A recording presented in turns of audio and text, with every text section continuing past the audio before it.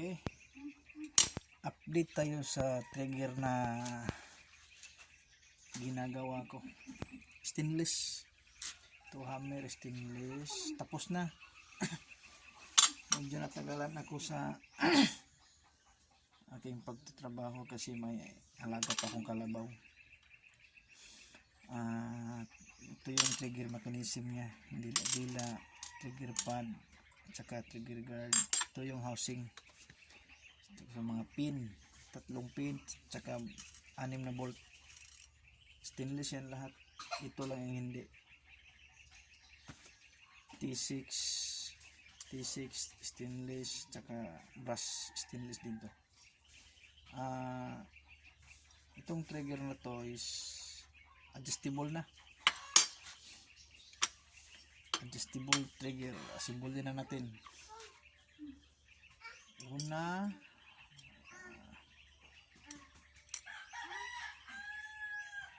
ito may-ari na nito. Saka trigger guard. At saka yung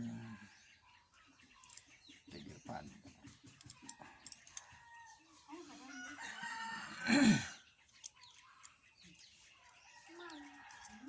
Tapos ko ito is 1 week.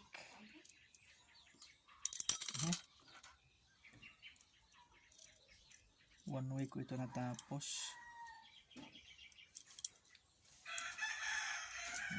Matagal kasi is paghahasa lang yung ano ko, tapos grinder,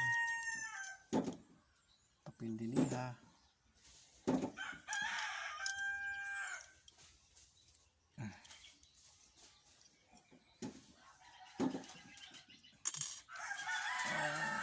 Saan yung ano dito?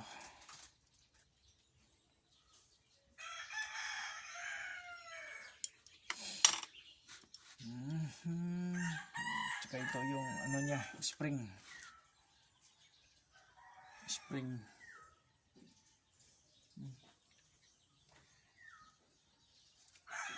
sa kanyang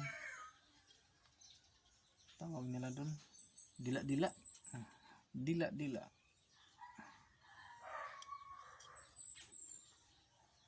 saka ito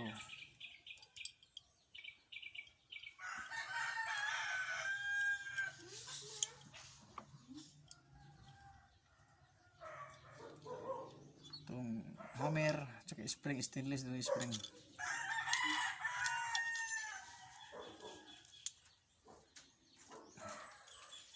pin. Okay, yan na, tapos na.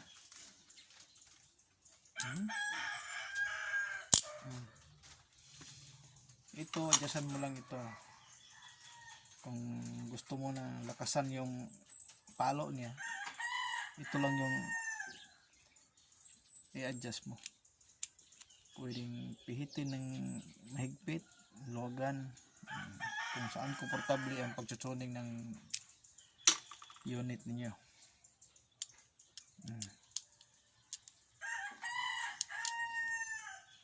Yan na.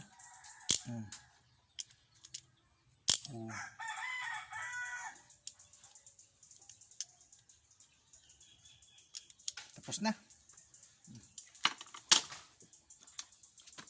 After next week, yun namang receiver na gagawin ko para dito. I-update ko kayo.